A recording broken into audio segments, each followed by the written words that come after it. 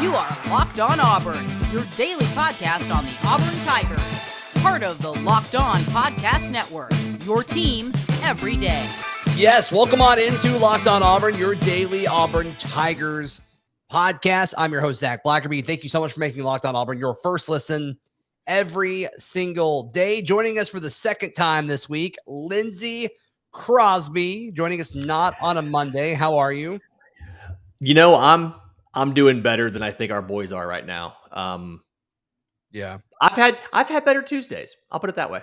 I get that. I get that. Hopefully, as most of you are listening on a Wednesday, it is better. First thing though, about an hour before Lindsay and I sat down to record this, we got the news that John Madden had passed away, the legend himself, from a broadcasting standpoint, from a football mind standpoint. And obviously, he's got one of the most successful game franchises named after him. I mean, I don't know. I'm about to get emotional talking about it, but thank you so much to John Madden for everything he did. And, prayers directed towards his family for sure. Yeah. Not many people could qualify for the Hall of Fame as a coach and as a contributor. And then again, as somebody who like broadcaster, and then again with the video game, just how much he impacted the NFL just over 50 years, and definitely one of the Titans and on Mount Rushmore of the NFL. We're going to miss him. Yep. If you are listening to the show, you probably love football. And so he made football better. All right. Not good football. Auburn lost to Houston in the Birmingham Bowl, 17-13. And before I jump into the two different storylines that you can really take from this game, Lindsay, Protective Life Stadium, that was my first time going. Mm-hmm. It's nice, beautiful from the outside. Walking around on the inside, it's good. But the Birmingham Bowl staff as a whole, they've got a long way to go. A lot of the technical stuff didn't work. Their stats didn't update to the second half. Sound was an issue. And then seeing a lot of folks talking about concessions, people literally spent their a whole quarter of the game in line at the concessions. And so we'll see. And traffic afterwards was a nightmare. So it's the stadium is beautiful, but I think they were surprised when it's it actually can't handle the capacity when it's packed out. Yeah. But the game day experience around it, they have to figure out how to do that in the new stadium, is what you're saying. And Birmingham's doing such a good job with that downtown area, building it out. So hopefully they continue to do that. But yeah, so two stories, right? The offense is not going to work the way it currently is. And the other is the future of Auburn's defense. To me, I think is going to be just fine. In the past, I have said that I was more worried about the defense for Auburn's 2022 team than the offense. I was wrong. I was wrong on that. So let's talk about the offense first. Is TJ Finley the answer at quarterback? I don't think so. I don't think he is anymore. And I was in the camp, Lindsay, of, there's not a whole lot of, wiggle room for him to find success outside of TJ Finley. So, how many guys, how much is it TJ Finley's fault if the receivers aren't playing well and the offensive line is beat up and the scheme doesn't really get guys open? But there were dudes that got open and he missed them. Now, he made 3 or 4 really impressive throws, but some of the gimme ones were okay, that probably should have been a touchdown, or that probably should have been a first down. And so it wasn't a good look for me. Yeah. And the offensive line, he didn't have a ton of time back there. The official stats, I think, were 1 sack and 3 hurries. So on paper, it seems like it was fine. But in reality, you could tell the pocket wasn't clean. He had a muddled pocket and things like that.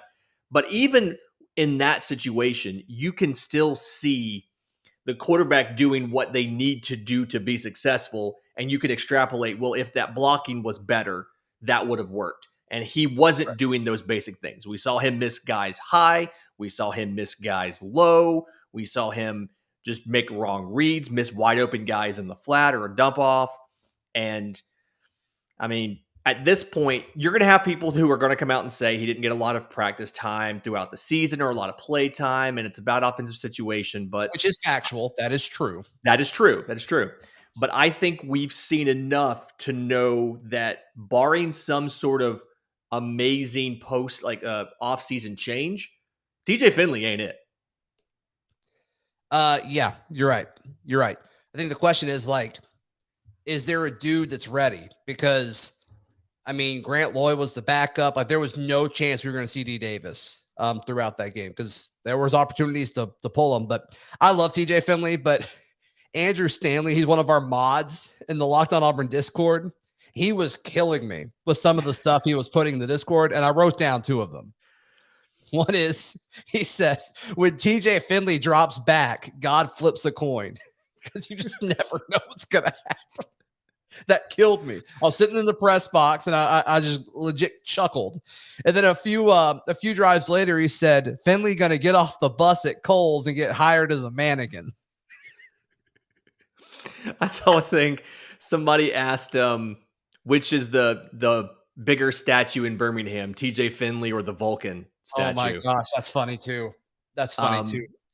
So it's yeah, go ahead, Lindsay. Sorry, I would a transfer quarterback have given Auburn a chance to win in the bowl game? Like, is there a guy in the portal now who we can say if you plugged him into this offensive situation, we would have won this game?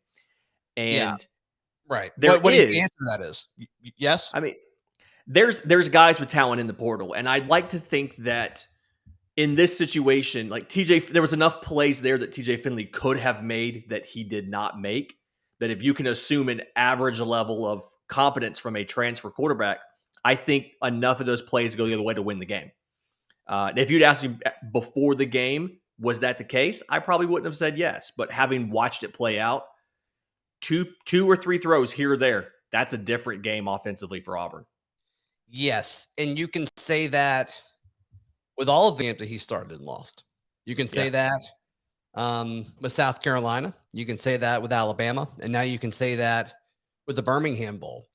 And at some point, you got to cut it off. Is 3 or 4 weeks of practice enough to validate all of that? I don't know. But all of a sudden now, and it's like the Auburn fan base had a revelation halfway through the fourth quarter. Oh, that's why he didn't pull Bo Nix. Which now it's even more fascinating why he pulled them against Georgia State. Like that's crazy to me. Because I mean, he sees this every day. And once again, I don't want to dog TJ Finley because I like TJ Finley and I think Finley has good traits. I really, really do. But there were some key moments there where it's like that wasn't really a practice thing. That was just a throw you should have been able to make.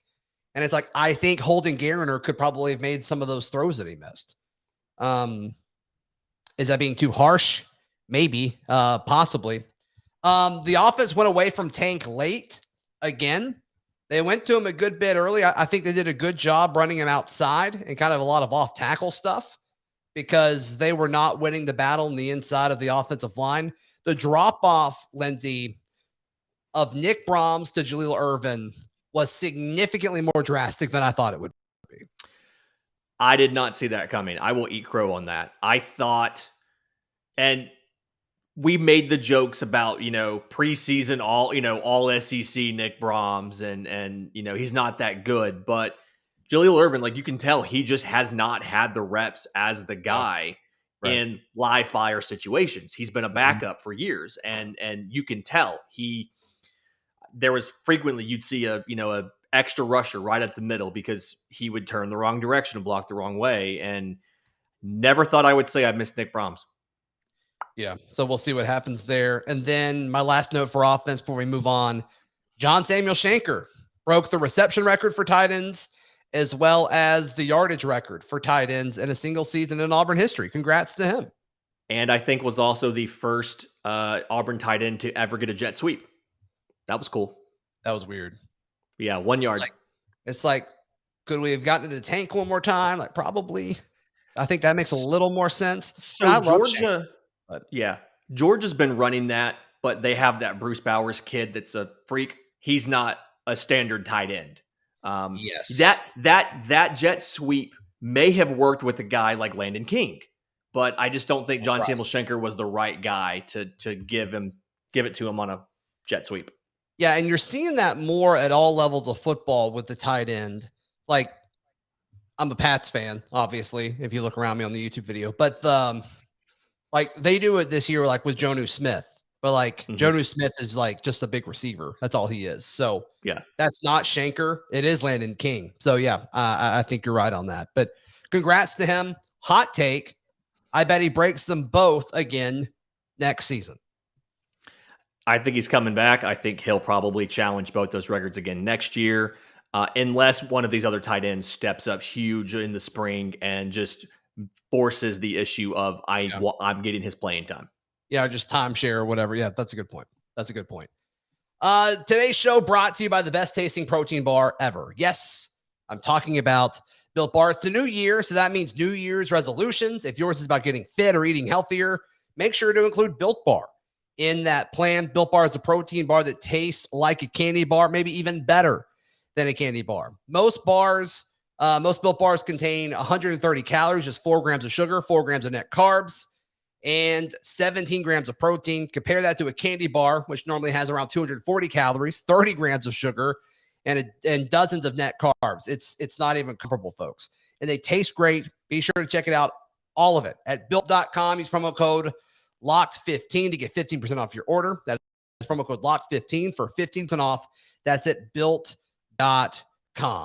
All right, Lindsay Crosby, let's talk about some of the defense.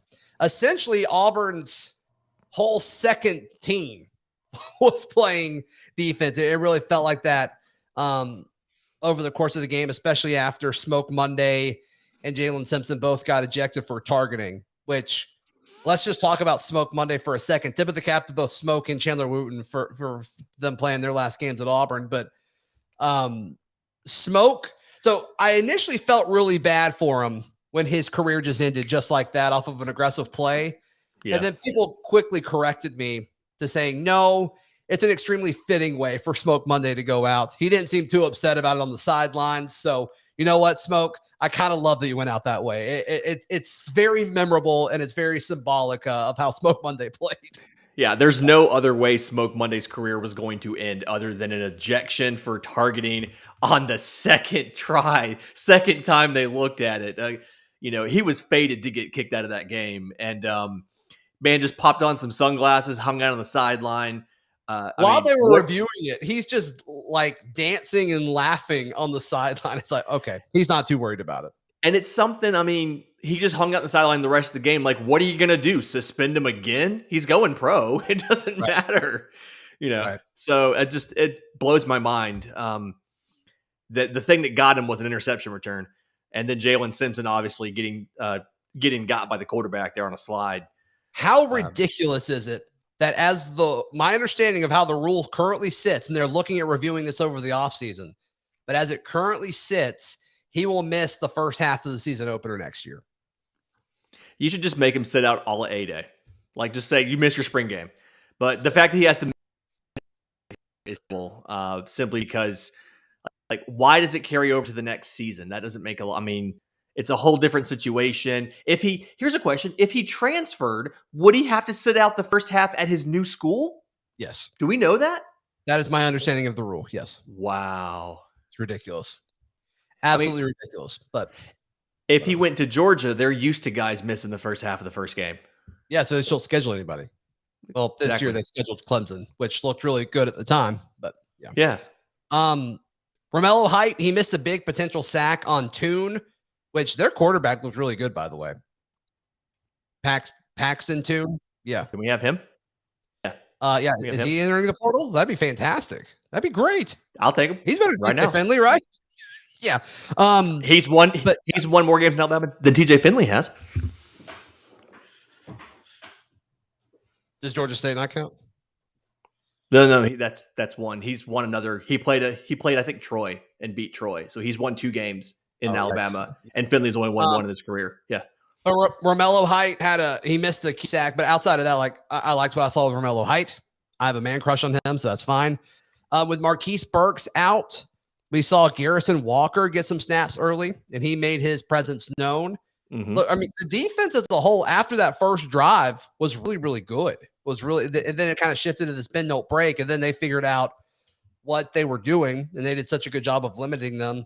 And then that last drive, I mean, they just kind of figured it out. But they did good.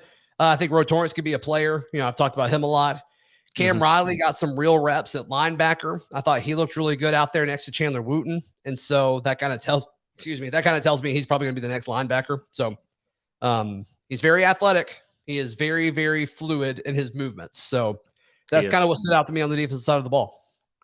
Yeah, Joka Willis got some run. I thought he would do more with his snaps than he did. And he just didn't show up a lot other than I think I just remember him missing a play. Like missing a run fit one time, kind of memorably. We had to put in some like a walk on in the defensive backfield towards the end of the game. And does Drayshawn Miller just not exist anymore? What is up with that? I am amazed that we have not seen him all season. I thought by this game, at the bowl game, after you lost 2 defensive backs to targeting and had another one opt out, I thought maybe you'd see Drayshawn Miller in the rotation then. But he may be a ghost. He may not actually be a real person. Yeah, I don't know. But that's a crazy one.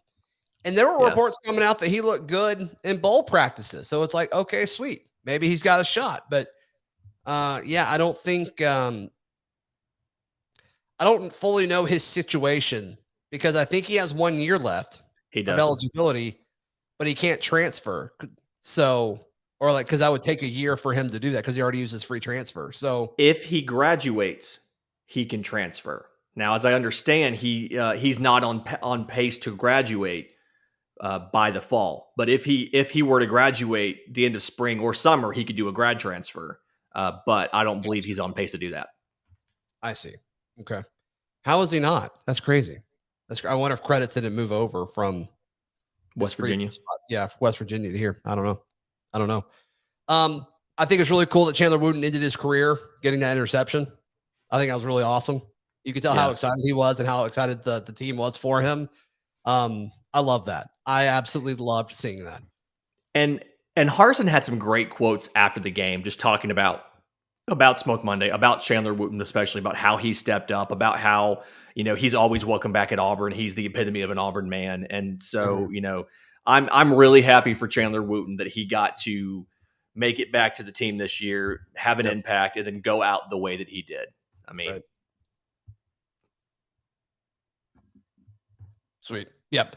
Absolutely. All right. I got a few things, a few quick hitters about what this game means going forward in just a moment. Today's show brought to you by our friends at betonline.ag. Look, plenty of bowl games still out there, and BetOnline has you covered every step of the way as they remain your number one spot for all sports action this season. Head to the website, betonline.ag. You can use your phone, you can use your computer, whatever. Just go to betonline.ag.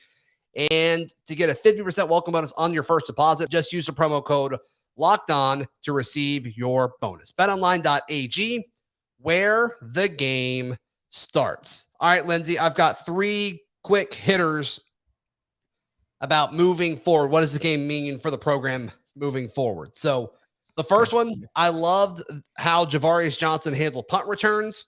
Not a huge punt return, but there were several short ones, and he would come up 20 to 25 yards and go get it. In the past, we've seen Auburn let it bounce, and that's resulted in terrible things. Flashback to Columbia, South Carolina a few weeks ago, but I loved that. I thought that was a really, really good thing. That meant a lot to me, and especially when it was a lot lower scoring than we were expecting it to be. Field position became a big deal, and Houston ultimately won because of field position with turnovers and things like that. So I think that was worth noting. I liked Harsin's play calling an absolute ton. I loved him running tank more. At least it felt like he ran tank more. I love that he attacked the edges of the defense because that's where Auburn had the best chance of succeeding. It felt different, similar style, but it felt different than what we've seen throughout the season. So I liked that, with the exception of it was 3rd and 2. You knew it was going to be your last drive of the game, and you got 2 chances to go 2 yards, and you don't go with Tank Bigsby. And it's like, yeah, you're running out of time. You want the clock to keep running, but it's like you still had, it was like 2 minutes and 40 seconds. Like you still had plenty of time to get that first down. So that to me was curious. And I know for a fact in the fourth down play, Hunter was in. Tank wasn't even in. I don't think Tank was in on the third down play either, but I cannot confirm that. So once again, it's one of those situations like when the game matters most, it's Jarquez Hunter that's in there, not Tank, which is not the first time we've seen that this year. Very, very odd. My third takeaway, Lindsay, is there's no way Auburn's wide receiving group gets worse next season. Demetrius Robertson will be gone. I believe Shedrick Jackson will be gone. And I just think you're going to see other dudes step up. I think Kobe Hudson is, one, a natural wide receiver. Can't stress that enough. I mean, that guy has a chance to be an absolute dude in the SEC. If he keeps doing what he's doing, and like he's almost kind of turned the corner several times throughout the season, and then, something would happen the following game or later, the next drive or whatever it may be. But what a great game for him to end it on. And I think he can use this to kind of be the dude moving forward throughout the offseason and kind of use that experience and this performance to be a leader this offseason and kind of help some of these other guys come in, which is going to be really, really cool to see. He also went to social media Tuesday night saying, hey, I'm paraphrasing here, but hey guys, leave my quarterback alone. TJ Finley's my quarterback, which is, I guess, something a leader would do, is defend this guy. But yeah, so I said a lot there. You can either add more quick hitters or comment on any things I just said, Lindsay. Yeah, the running game thing, we've seen this a few times now, and yeah. I was kind of watching for this, and it felt like Hunter got 4 of his 5 carries in the fourth quarter, so it kind of felt like when he substituted early in the fourth and put Hunter in there, maybe Harsin was going for fresh legs, and Tank never really had a chance to kind of get back into the game flow by the time, we got to the end of the game. But 2 carries for 9 yards in the fourth quarter is unacceptable. It's not going to cut it. You have to run Tank Bigsby more. And I know he got the ball plenty early, and the aggregate stats look fine, but you have to give Tank Bigsby the ball. And I understand that you did not have a lot of interior offensive line push. That's fine. Find ways to work the ball outside. But you saw all game, passing the ball wasn't working that well. So on the pivotal conversions, find a way to either shorten the throws or get the ball to Tank Bigsby somehow in space. I did have some notes real quick on one. I love that we let the kids play. It's the defense. And there was a great tweet today. I can't think of who it was. Somebody from On3 just listed everything that Auburn had lost. You lost an All-American at cornerback. They like all of these things. And Auburn's defense played great. Held Houston to almost 30 points under their season average for points. That's crazy. Love that. But Harsin did have a quote. He said, "We've got a lot of work to do." And he was talking about roster-wise, getting guys in the room. But I kind of think he was talking about the quarterbacks as well. Like they have to, and those two things go together. It is portal season right now. You have to figure out the quarterback room because what you have now is obviously not good enough. And unless you think Holden Gariner can come in as a true freshman and legitimately compete in the SEC West, you've got to figure out what guy can you go out and get. Is it a Brock Vandergriff from Georgia? His girlfriend plays soccer at Auburn. Maybe it's him. Is it somebody else who's not in the portal yet? You got to find someone. And then just the last kind of takeaway that I had is you've got to rework the targeting rule. You mentioned they're going to talk about does suspension carry over to the next year in the offseason, but you've got to work on the targeting rule and try to find some way to give them the ability to discern intent from incidental contact. And I know that they review this, but they review to see, does it meet the letter of the rule as to what targeting is? If it does, he's gone. You have to find a way to say, okay, the offensive player lowered his head, and that's why the helmets collided. He wasn't trying to blow him up. We're going to give him some leeway there. I was honestly surprised that first targeting flag got picked up, and not because it shouldn't have been picked up. It should have been picked up. I just never expect these things to actually follow what common sense says you should do. So that was a pleasant surprise, only for them to turn around and get me later. Yeah. Nice. But all in all, a really, really poor showing, especially for the offense. I think it's how a lot of people are going to see this. I mean, you go 6-7. Auburn hasn't had a losing season since 2012. With all the controversy and conversation that happened this time a year ago with was it time to let Gus Malzahn go and all that? And I think for the greater good it was. And I think most people feel confident saying that now, but it's like he went 8 years in the SEC without a losing record. And that's very, very hard to do. It's extremely hard to do. Now, on the other side of the coin is, okay, the roster is at its current state because of Gus. And so did Harsin do the absolute most that he could? And if guys stay healthy, if his quarterback stays healthy, you probably win 2 more games. And one of those is Alabama. So I don't know. There's a lot of different ways you can take what happened over the last several months of this season, and specifically what happened Tuesday in Birmingham. But got to move on. And I think Harsin is going to be good at attacking the portal. We've already seen him get Jason Jones, the defensive tackle from Oregon. He's got to get more dudes. He's got to get more bodies, and he's got to fill out this roster because, man, there is a ton of holes in this roster. Especially on the offensive side of the ball. We saw last year a lot of defensive transfers, and Derek Mason really built his defense. And for the most part, that worked. And the defense played as well as they needed to keep us in most games this year. I don't remember a game where we just got blown out of the water with, where we couldn't stop them at all. Mississippi State. Okay, there's that. But you have one every year. But other than that, the defense played well enough to keep us in most of these games. And so we did the defense thing with the portal last year. Let's do the offense thing with the portal. This team probably needs to go out and find 2 or 3 offensive linemen who can either start or compete for starting jobs. Ideally, they need to find a number 1 wide receiver. You've got a lot of number 2s. Kobe Hudson, like you said, he's kind of on the cusp. He's been on the cusp a couple times and hasn't really turned the corner all the way. He's so natural at being a wide receiver, and he's so close to being a number 1 wide receiver. Lindsay, just real quick, if I wanted a shirt that just said natural wide receiver on it, where could I go get one? I think the best place to go would be aushirts.com. Okay, got it. Yeah. And then you've got to find a guy to give you a starting option at quarterback. And I'm not saying starting option that nobody here can do it, but you have to bring in another option because we don't know if anybody in this room can do it, but I think we do know TJ Finley cannot. Lindsay Crosby, where can people find you, hear you, all that good stuff? You can find me on Twitter at Crosby Baseball, new Twitter handle. I'll tell you more about that next week. As well as check out my stuff at aushirts.com. Sweet. You can follow me on Twitter at Zac Blackerby, show on Twitter at Locked On Auburn, and on Instagram at Auburn Podcast. We'll be back tomorrow right here on Locked On Auburn.